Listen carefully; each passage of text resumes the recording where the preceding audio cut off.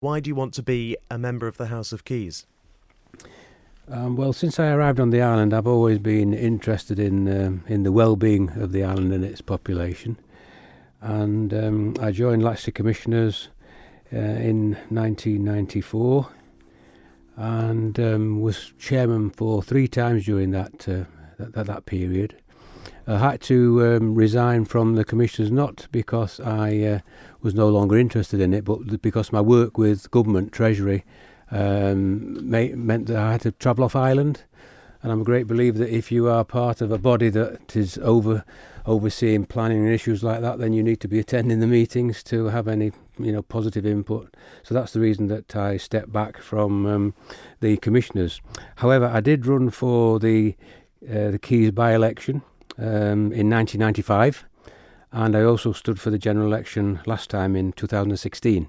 So that obviously demonstrates my ongoing commitment to become involved in politics on the Isle of Man. Why do you think you weren't successful on those occasions? I think the first time I probably knew there were existing candidates that had probably more experience than me at the time, in fairness, because I was younger in those days. In 2016, it was a close. I don't know whether you've seen the results, but it was a close decision. And sadly, we did have a little bit of a few issues with the counting process and the returning officer at the time. And at the first count, I was ahead of the game, and then obviously I found another box, which is quite unusual. And I ended up being 23 votes short, so it was close, which is why I believe that it's best to give it another go. People are very supportive, and I think I've still got exactly the same to offer, even though I'm 5 years older, as is everyone else. Well, we're here now, aren't we? And you've spent the last 5 years watching the MHKs for Garff. How do you think they've fared?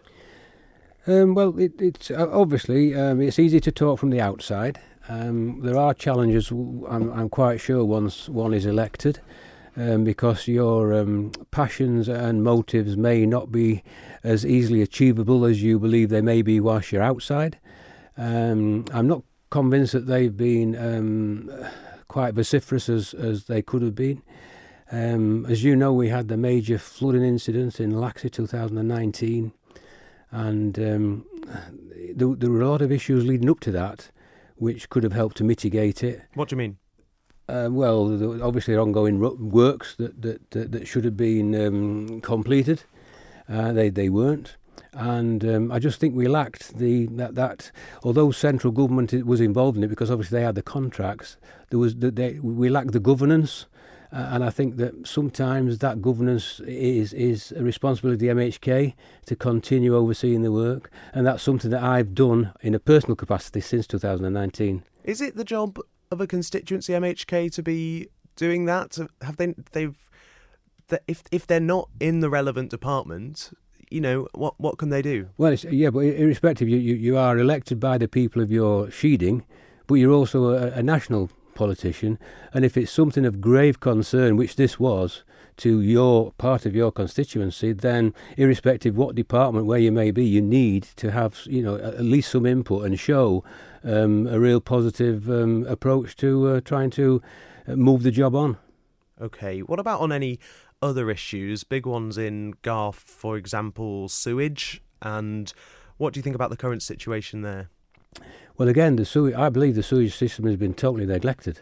I mean, I don't like when-I stories, but when I was on the commissioners back in 1994, we were talking about primary screening of the Laxey sewage. We're now 2021. Because I was so interested in trying to sort out the issues of Laxey Bay, obviously I've joined the Best for Laxey group, which is ideal. It's a good forum. But in recent days, again, because of the success we've had through forming a proper consolidated group for the flooding, I've now started to do exactly the same regarding sewage. I went down myself, down the cliff face in Laxey. We've taken photographs, we've taken videos, and we've taken water samples. And this is all, we're doing this all voluntary. I'm currently waiting results of those first water samples, and then obviously we'll continue to do that so that we can obviously compare the results of these various samples as time goes on. But we know the issue is critical because it is just an open sewer. There is no control of the effluent coming out of the pipe. So what do you think the answer is? Well, the answer is we need to there used to be a flap on the end of the pipe. So critically, we need to obviously reinstate the flap because of the flap works with the tides. So obviously the sewage is held for a certain time during the day when the tide is low, and etc. etc.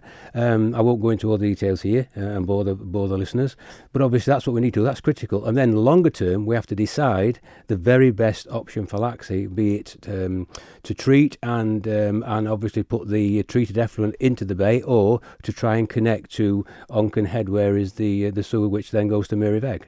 So what do you think? Should it be on the main Iris scheme or not? Well, I think it should be, because I don't think Laxey Bay, even if it was treated sewer, the shape of Laxey Bay and the tidal situation will always bring effluent into, treated or not, into the bay at some time during the day. So I think we've got to be, and I think it will be better to actually go, and actually whether we pump it or whatever thing you wish to do, however you get it there, but I think it does need to be connected, because then it will be treated properly with other sewage from the island at Miriveg and go into the sea as treated effluent as whatever else they do at Miriveg. Okay, thank you very much. One of your priorities you list is climate change. Yes. What do you make of the outgoing administration's approach? Well, again, I'm not convinced that they have done the best. There is a lot to do, and it's a diverse subject. I mean, we can talk about plastics, single-use plastics. We can talk about vehicles, carbon emissions. You talk about solid fuels. You talk about and including solid fuels. You talk about kiln-dried logs and all these things. And we've been encouraged in recent years to obviously go smokeless, even though there is no smokeless zones over here, and we're doing everything in our power to convince customers, because obviously I'm also at the Fairy Cottage filling station, so I have a solid fuel business as well, which I oversee. It's not full time, and we've been encouraging people to go smokeless. However, the kiln-dried logs are good for the Isle of Man, but the process of kiln-drying the logs, we're leaving someone else with a carbon footprint. You've just said you run a petrol station. Yes. Is that not at odds with the climate change agenda? Well, it may well be. We are where we are. I support Ruby Midgeol, who's been there since 1967. We only sell diesel, which I know is highly carcinogenic. But the number of cars that totally still rely on that need to be supplied. So I'm happy to try and do that, but in the interim to work towards lower carbon emissions. My own vehicle runs on recycled cooking oil, so I reclaim, reuse and recycle cooking oil, and that's a diesel car. Cooking oil? Cooking oil. Right, I've not heard of that before. Right, well, it's just what you would see. You wouldn't like the process because it's the dregs that come out of the various fryers and cookers after you've been on your evening meal or wherever you may be, or go for lunch, and it's processed. And I have my own, processing system, small system, and I then put it in the car. But is this not at odds with the green agenda? Should we not all be driving an electric car? Well, the electric car, yes, and my wife has a hybrid. We've got a hybrid car, which is a mixture of electric and petrol. However, I would also, and I'm only just researching this, so I can't go into detail, but I understand the lithium that we require for various batteries, from hearing aids through to electric cars, has only about 40 years of mining left. So if we do that, then very good for us, but that's not really looking at climate change for future generations. Why does the Isle of Man need to be looking at climate change? Are we not insignificant on an international stage? We probably are, but I think we still need to make our mark. We've got the biosphere credibility, which we need to look at. We've got great works by Beach Buddies and Bill Dale. So we've got all these issues that we've got to make our mark, but we are limited when you think of what we import, and then we are the backstop. So everything that we import that is not recyclable, we then have to... and single-use plastic is a major issue with that. So what do you think about a target for net zero carbon emissions? The debate was 2050 versus 2030. Do you think those are the only options? Do you support I either don't. of them? I wouldn't. I think when you set a target, then it's got to be realistic. And if you say, obviously, 2050 sounds miles away, it's not that far away. But I think it might be small steps. We do each thing, but small steps. And I think if doing that, then if you set targets of certain things to be achievable by even 2025, I mean, why 2030? I mean, single-use plastics could be by 2020. Yeah, well, why do you need another nearly 10 years for single-use plastics? Okay. Anything else you want to talk about on climate change? Well, obviously, I encourage solar energy wherever I can. Heat source pumps are another part, but not the whole answer. So there are other things that we can do, but the things that we're trying to, main things are the critical carbon emissions that we all talk about and see in our daily lives. All right, let's move on. You've also told us affordable housing is one of your top priorities. Why is that? Well, it's been. I'm very, very disappointed with the construction people over on the Isle of Man, and I've said it openly, and I'll repeat myself today because in the private sector, especially for first-time buyers, the housing is ludicrous, right?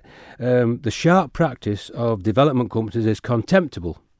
We need immediate government action to formulate a new first-time buyers scheme, and also consider possibilities of establishing a housing association or similar, which is non-for-profit and will provide good quality accommodation at reasonable rental prices. So the first-time buyers at least have a chance to get a foot on the ladder, have a smaller rental while they're trying to afford a deposit. But that's rental. That's not buying. But there are some people that are in some people that do want to rent in the interim because they can't always afford a deposit immediately. So but is that there needs bit to not be the two. problem?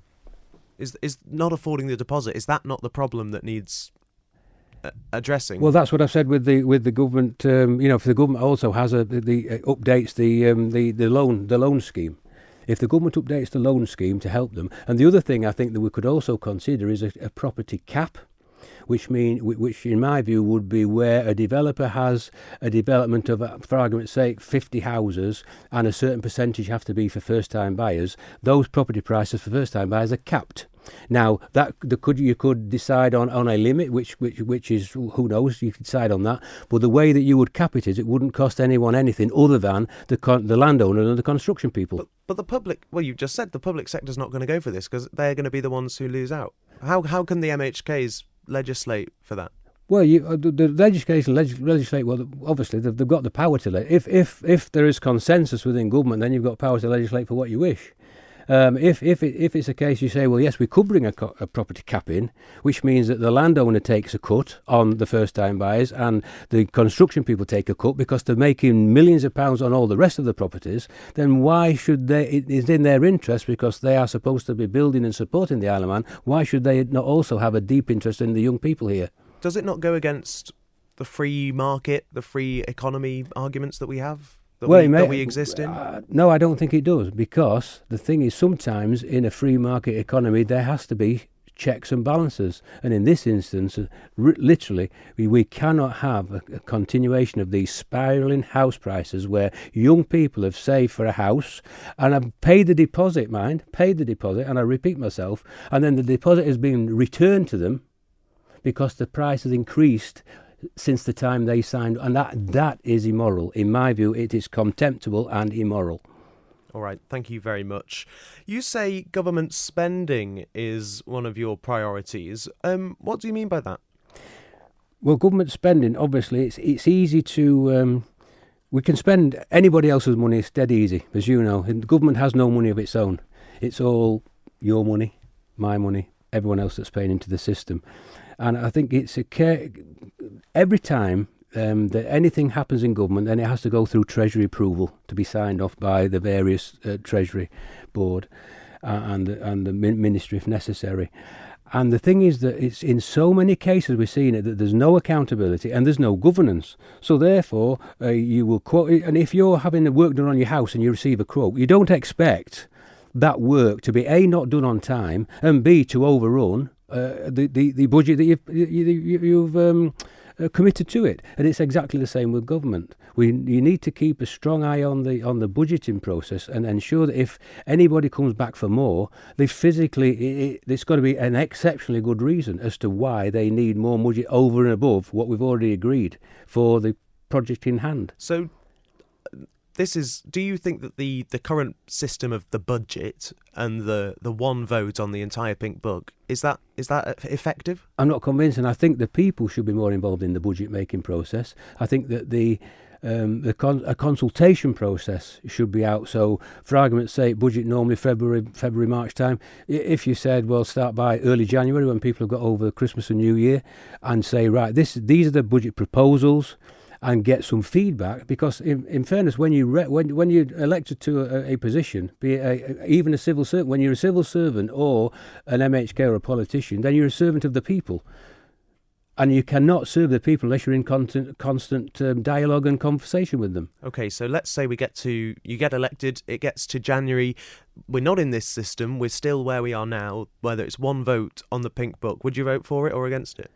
I know it depends what's in it. Well, it depends what, obviously. I mean, that's like saying, obviously voting blind. But okay, for example, there's 10 things in it which you really support, but there's one thing you don't. Yeah. Which way do you go? Do you vote for it or against it? Well, again, and I've said this to people on the door, that I'm going to continue canvassing opinion.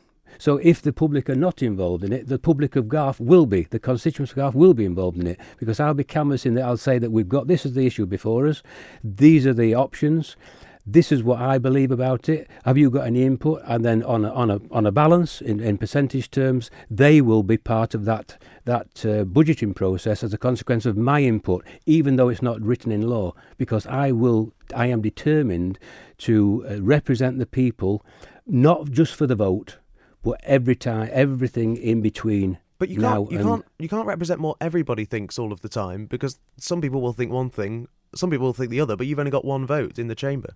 Well, I have only got one vote, but what I'm saying, at least if I've canvassed that opinion, I am sure on what the majority of those people wish, and that'll give me a conviction on which way to vote. Okay, Mr. Smith, thank you very much for that. I want to ask you now, why are you standing independently? Do you not affiliate with any of the ideologies of political parties over here? I don't think I ever have, really. I mean, there's been, over the years, various people have made. There was the APG group a while ago, and then obviously we've had the Liberal Vanning Party and things, and not really. I like to be independent. I mean, the thing is, if you're independent, then you can control your own destiny. And I think it's important that sometimes, again, you can't be swayed. You've got to be convinced. You can't be swayed, but you'll certainly lean. Where do you lean politically? Left or right? Well, I would say more right than left. More right than left. Sadly, I had a very bad experience with Labour governments in the United Kingdom, which is why I came here in the first place. So sadly, I think that definitely more right than to the left. Who would you like to be the next Chief Minister? And this is making a big assumption, isn't it? We are assuming, and when people assume, you make an ass out of you and me. But if there was, for argument's sake, if Alf Cannon was elected, and if Chris Trommock was elected, and if David Ashford was re-elected, and if Graham Crogene were re-elected, then I think that I would err on the side of Chris Thomas at the moment, because I believe that Alf Cannon, I think we need continuity and stability. And I think David Ashford has also already indicated he is not interested in Chief Minister position. That may change after he's been re-elected, but I think David has done a sterling job in health, and I think that to change things now would be detrimental to the island and its population. I think Alf Cannon has done well in Treasury. We're running short on time. How would Chris Thomas provide continuity? He's not been a minister for the last year and a half. He hasn't, but he has a lot of experience through policy and resources and what he's done, and I just think we need out of the foot. And again, we're making an assumption here. So maybe that one of the other ministers is re-elected, and fine, we can choose there. So we are trying to look a bit ahead of the game. So apologies, I'm not quite answering your question, but it's not a foregone conclusion until the midnight or even after on the 23rd. Absolutely. All right then, Andrew Smith, sum up then, why should the voters of Garff elect you on the 23rd of September? Hello, I'm Andrew Smith, an independent candidate standing for the constituency of Garff. I freely relocated to the island with my wife and 2 daughters with employment in 1986 and chose to live in Laxey. My employment history has been in accountancy, working in all sectors: agricultural, banking, construction, fund management, insurance, oil and gas, shipping and yacht and aircraft industries. I am now semi-retired. I am not new to Manx politics, as I served on the board of Laxey Commissioners between 1992 and 2001, and I also stood for election in Garff in 1995 and 2016. I have also worked in the Isle of Man Government Treasury between 1997 and 2008, where my role involved promoting the Isle of Man financial services industry within the UK and beyond. Consequently, I have had interaction with politicians in Westminster, Brussels, the Middle East, Far East and Australasia. I rescued Laxey Fair from failure in 1999 and have since been the principal organiser.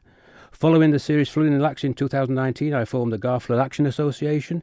From the major incident being declared, this association became active and continually monitors flooding incidents throughout Garff, collating and disseminating relevant information both to central and local government and also to the wider community. I have always had and continue to have a commitment and passion for Garff and the island, and this is well documented on public record. There are many crucial issues to be addressed over the next 5 years. First and foremost, to stimulate the economy into recovery following recent fiscal challenges. Without this, there would be no money for any services. Also, to tackle the critical housing situation regarding first-time buyers, ensure a fully funded holistic health service and reduction in waiting lists, police and border security, education, supporting the vulnerable who continually require the support of the food bank, fuel poverty, environment and climate change, the list goes on. I am competent, conscientious and caring, with a dedication, passion and resolve to assist our island nation and its resilient people to work towards a brighter hope of the future. Please consider using one of your votes for me. Thank you.